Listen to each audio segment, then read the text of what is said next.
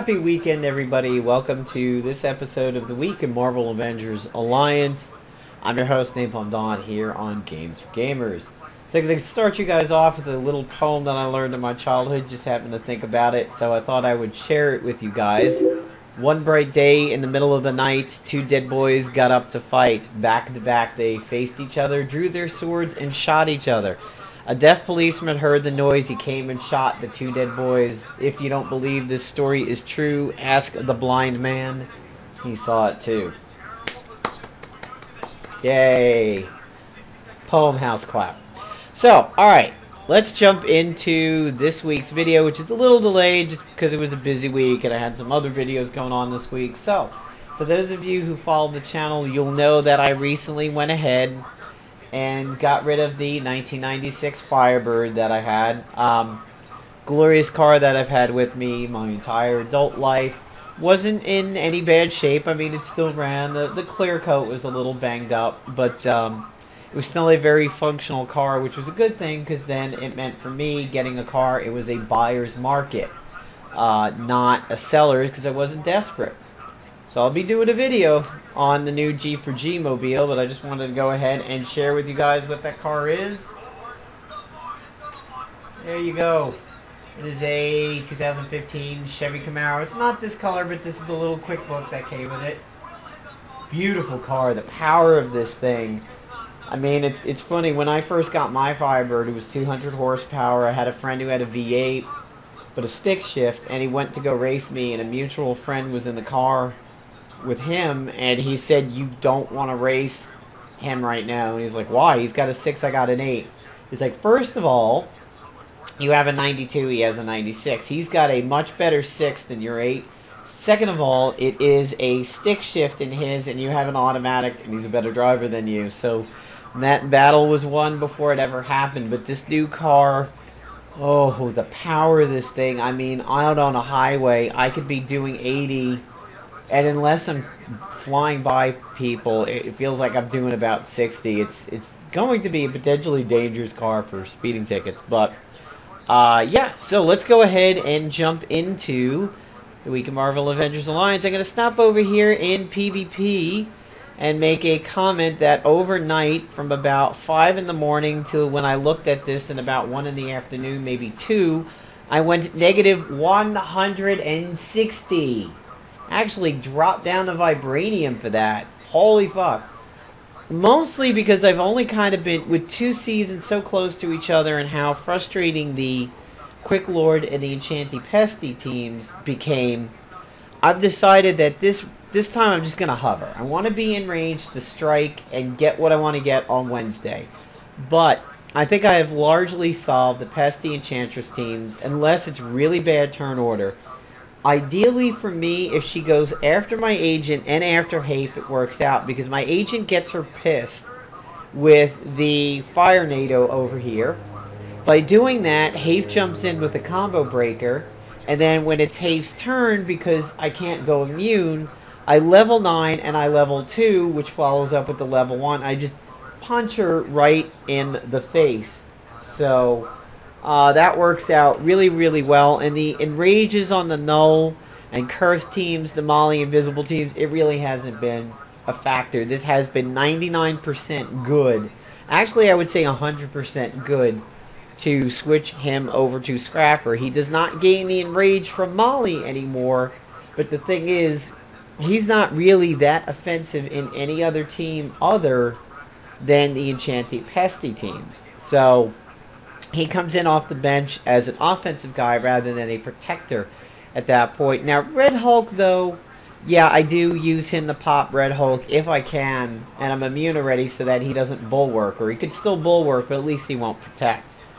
Defending team, in the middle of the day, I just went back to this, the triple enrage over here, the exhaustion, the scroll to lock in my weather control device, debuffs, the mystic to hopefully protect me at the start of combat, and the warm zephyr. Obviously the worst thing would be to use the warm zephyr early, but I'm hoping that round 1 is a weather control device, offensive ability, and the scroll. Hopefully the scroll first. That, of course, is a big deal. Now, I don't have anything in the number 1 slot because I don't want to give it away. So the Hugin's Eye is over there. You can see here that my offenses today, after the big defensive loss, were really solid. Had no issues. So let's jump into the ISO sale that's going on. If you hear a little bit of background noise, that is the Twitch stream of the North American July Open for Heroes of the Storm. This, of course, is the road to BlizzCon and will determine who fights actually at BlizzCon. If you're a HOTS fan like myself, I definitely recommend you watch these games. It gives you a really good idea of what's going on with the professional meta in the game. So, skipping the hybrid ones, we have Emerging. Big Bang for Moonstone. Big Bang gains phased advantage. So what this means is that she phases before she starts this anyway. I mean, it's a 2-round turn, so if you're going to stun somebody for a round, why not make it so that you're going to be protected while you do it? Gaining phased advantage is just another major setup for her. One of the other major setups that you can use with Moonstone is the fact that... So here's how she plays out over here. Her forceful personality is a phased, and it does immobilize. Blinding Attraction is what gets her phased. Gravity Syndrome could be a quick action with the Snappy Service, which is good, because you could lead with Gravity Syndrome, go into Blinding Attraction. That's round 1. Round 2, she has to use this and nothing else, and then round 3, she casts it. So it's a 3-round deal over here. Now, you could cheese this by having Doctor Strange phase her at any point in time, but her getting phase is sort of a natural progression to begin with. If for some reason you couldn't phase her through Blinding Attraction, like ranged was locked out, yeah, then maybe you could do it. So, what is the other way that Moonstone could be ramped up? Well, one of the ways that she could be ramped up is to set her up with a Gamma team. By applying Gamma radiation to the enemy team, you make sure that they take extra damage from energy attacks. So if she's phased and exploits Gamma radiation, you have a very, very big team clear hit. The good thing about her is she self-buffs. And now she double self-buffs with this. But Gamma on the enemy team, you could run Pasti at her to sealing Gamma debuffs. Honestly, you could run the Scroll to do that. She does have a chance to counter and everything with this. I would give her Snappy Service and go with Psychoanalysis, and that's really good. So we have the Juggernaut ones, we have the Mr. Fantastic ones, we have the Nova ones, we have the Cannibal ones.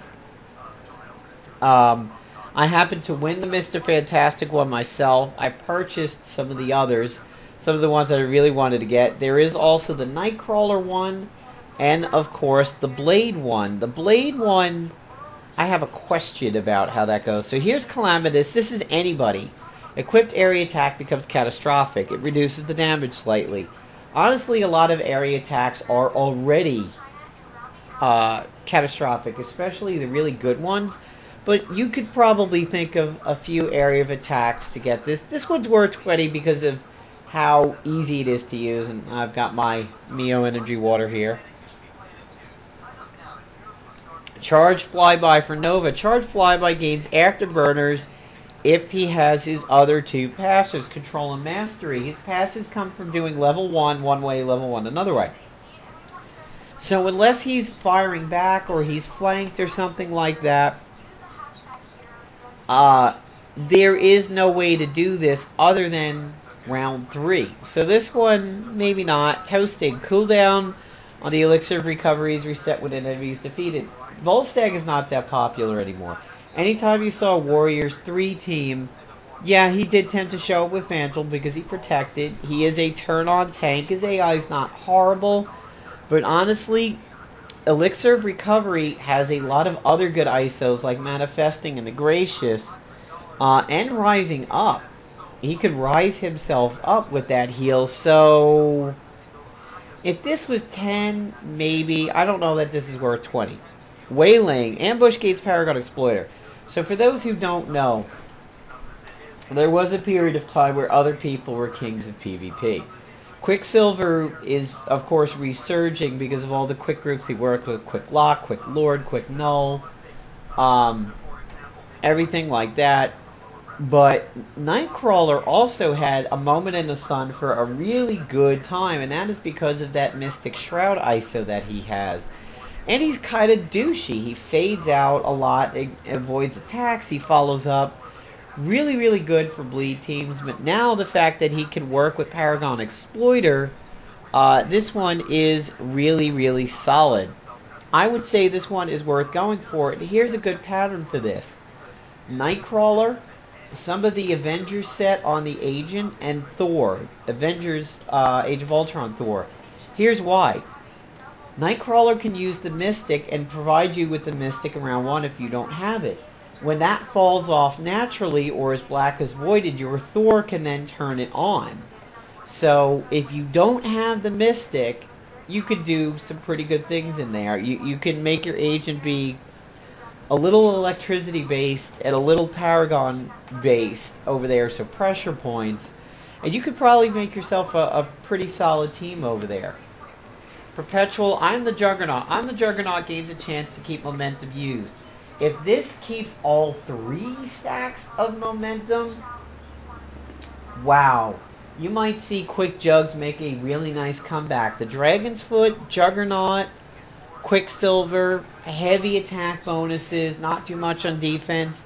This could be seriously bad if it maintains all 3 rather than a random amount. I actually have one of these. It's equipped.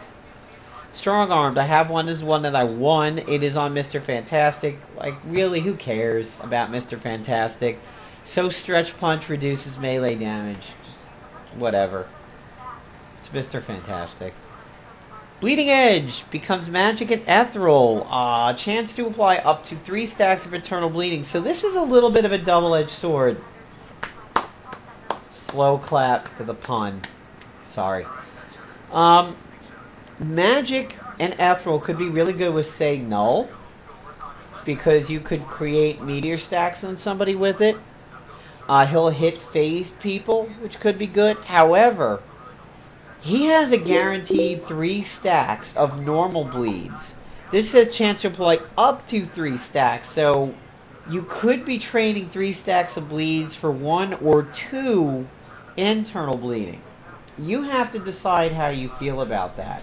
As you can see from my Daredevil Dirty Tricks video, this could be really good if he routinely gets 2 and 3 stacks, because it's unremovable. So you could run him with like Gamora and Fandral and of course Daredevil and Elektra and get some really good bleed exploitation going on over there. Pin down, that's hybrid.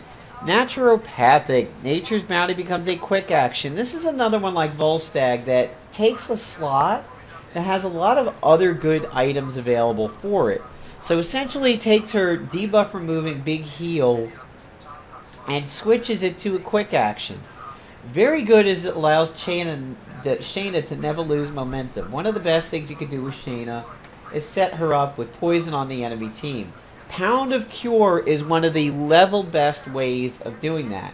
Pound of Cure is like Doom in that when you hit the team with it, they can either let it tick down, or if they remove it, they take a big heavy pop, kind of like Doom. So if you have the Pound of Cure from the Apocalypse Spec Ops, this is pretty good. And good to set up Shayna. And Shayna is capable of very massive hits, and she self-buffs a little bit like Tigra. The ability to also have her as a spot healer and now as a quick action is really good. But you also have the Manifesting and the Rising and the Gracious. You have other things you could do there. But it's pretty solid. You can make a case that this is definitely a top 5-star one over here.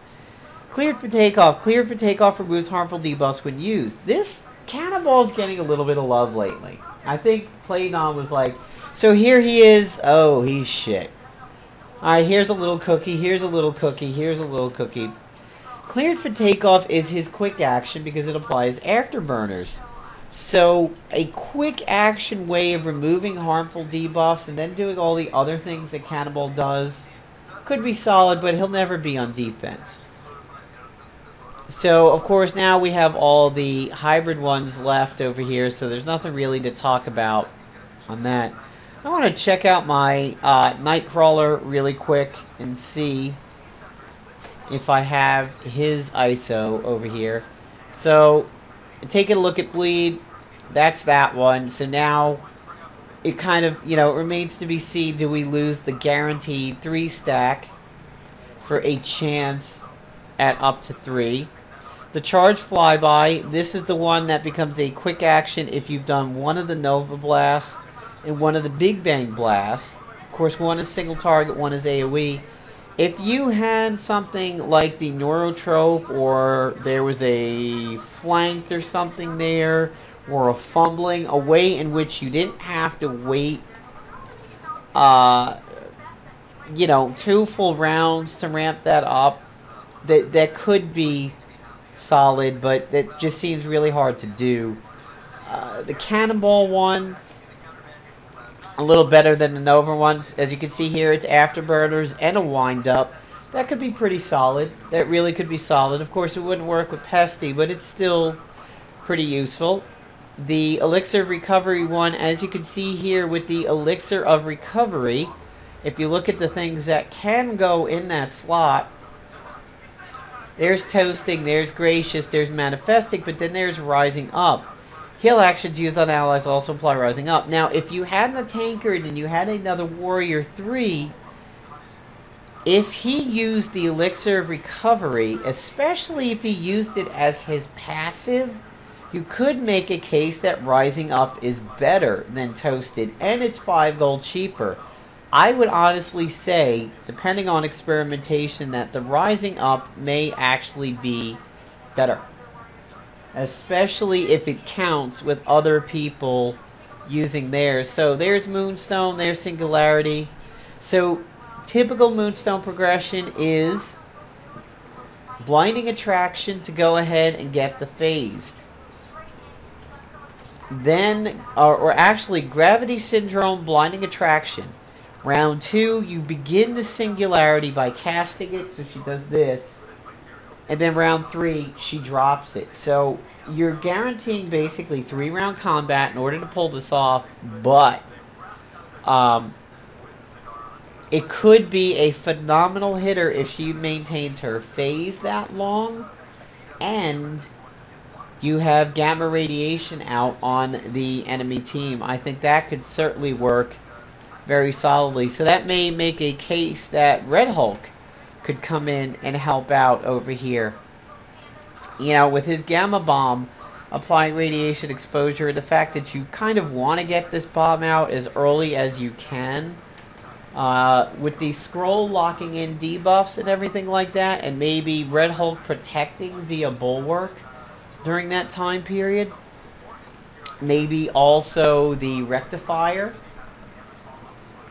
Yeah, you could have some really interesting things over here. None of his other attacks are energy-based, but could be interesting to pull that off. So the Juggernaut, there it is. So, of course, Sunday Punch is what gives him his momentum. The Surge of Sidorak is what buffs the entire team. Unarmed attacks go up by 50. He gains Strengthening, which further dumps it up. And then, of course, you have Sunday Punch applying all those momentum. So if you build it up and then hit I Am the Juggernaut and maintain it, and could do this the next turn after Surge of Sidorak, that'd be really good. So this could make a really good case for a flanked team. Something like the Grimoire of Sacrifice along with Hafe to make sure you don't bleed. Hafe and Classic Juggernaut could be a really tough team at that point, because you would use the Grimoire, then Juggernaut would Surge of Sidorak, Sunday Punch, you'd follow up with another Sunday Punch that brings him up to 2 in 1 round. One more round. So again, we're looking at like 3-round combat, but the fact that he might be able to do this twice, and I mean, it's a guaranteed crit for him over there. As you can see, he's at 100%. Yeah, could be really, really solid on that one. So now we'll go ahead and take a look at some of the before we can set stuff. First, I want to take a look at Swashbuckler. So I don't have this one apparently, but it is Ambush that would gain it. So if we take a look at the buy category, there's Waylaying, gains Paragon Exploiter. Pressure points is what puts it out. So if we look at his abilities over here, Ambush does apply some Paragon with combo setup, and he exploits combos. So this could be, if you could put out pressure points like from the agent, this would be a good 2-round shot over here, or combo setup from somebody else. The fact that he can exploit combos and exploit pressure points would be really good. But he also does pressure points in Night Kick, Triple Threat with the Dizzy, Shadow Dance. Of course, there's the Slowed Exposed over there. You have his Mystic Shroud ISO that can be equipped over there, which I think I might have. I don't honestly know. Oh, wait, is that it? Yay, I do. So that could turn him definitely into a really solid PvE character, but you may get a lot of good PvP usage out of it, especially if you can lock in the debuffs like the bleeds and the pressure points. If we look at Thor over here, and we want to go for a Mystic Shroud team, his Empowering Strike is melee, but unfortunately I have that over here. So there's no way for him to help, so your agent would have to put out the pressure points. Speaking of my agent, there's where I was doing the Slasher Daily for him. I wanted to go ahead and point out my Bug Zapper. So I went through Mission 1 twice, got the Bug Zapper twice. Not a bad weapon, especially if it's going to hand it to me. Nearby electric attacks may chain to the target, causing extra damage. And you turn into a tank against single target attacks, but only after you use it. This is not a full-on passive at that point. So looking at some of the ant set items over here, you know, I've got a few. I've got that little stinger in the cheap gauntlet. So there's the micromandible, which only does the ant pheromones. We have the micro stinger, which does biofeedback. This one's not particularly good in its weakened status, but the micromandible's not too bad.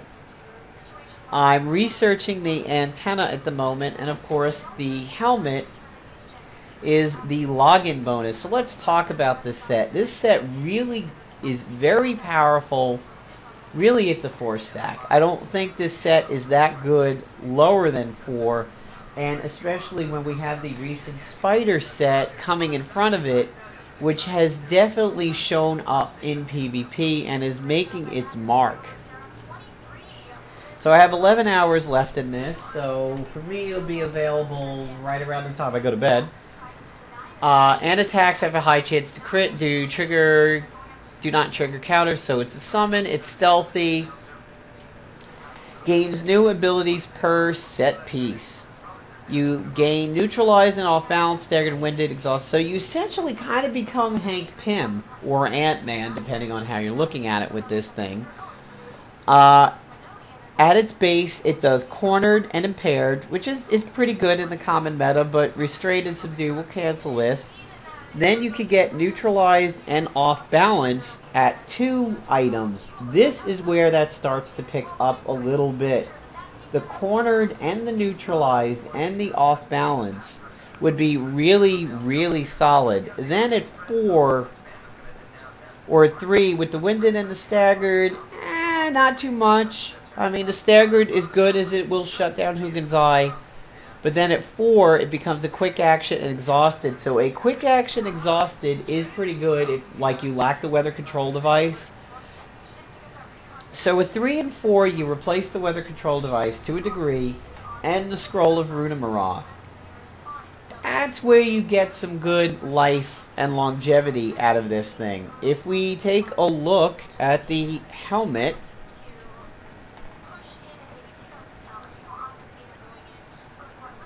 me a water. It is customized combat data. Collects combat data when enemies attack, lowering the evasion, so similar to Deathlock and the Skeptic. Tech upgrade for the agent at 2 pieces. Tech upgrade for the team at 3. Cybernetic at 4. I think that is only you at 4, but you would be immune to bleeding, burning, chilled, and obsolete tech. So that means your shit can't get shut down.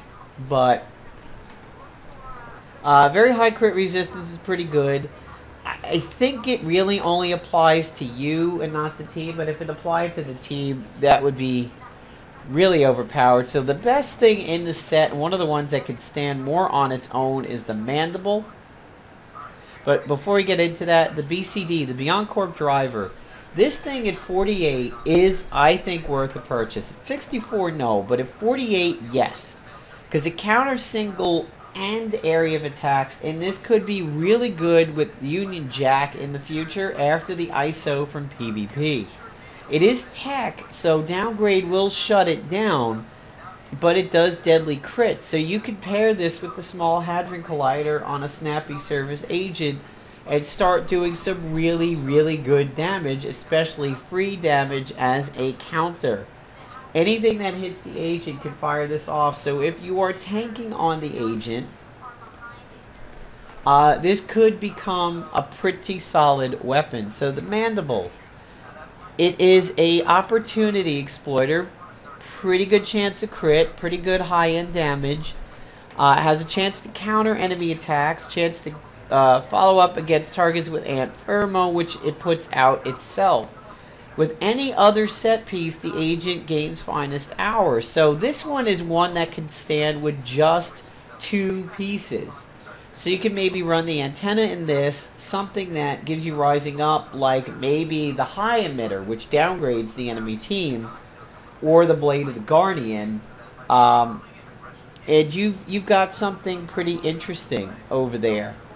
You could buff this up with a Small Hadron Collider and really jack those crits up because it's got a solid base already.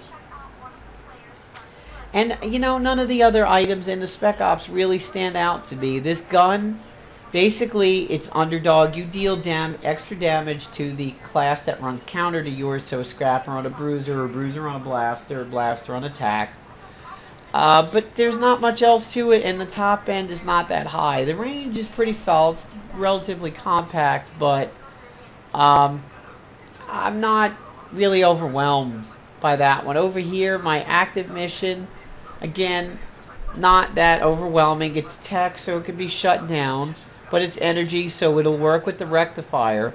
Melt armor and shield breaker. I think there's other things that do this, maybe not combined, but it's just not that good, and the Molly Invisible Woman teams are starting to fade out, especially at the higher echelons. You could use the scroll to essentially ruin those kinds of shields anyway, so, you know, if you get it, fine. I wouldn't really try to farm for this one. And so Taskmaster is the epic boss over there. So I am going to do this one today to try to get towards the 2 and 3 star missions, regardless of going through the research right now. And so there's my Quake at, she's at 7, Ultimate's at 11, he's at 12, Deathlock is at 12, Kate Bishop is ready to go to 14, my Angela just came up to 14 recently. I was using her in the Scrapper Daily with Karnak and Union Jack, and my god, what a nerd boner I had on that one. Those 3 were phenomenal together. Really, I really have a new respect for Angela again. I always respected her a lot, but I really fell in love with her again during that daily. So, that's about it for me, folks, here on the Week of Marvel Avengers Alliance.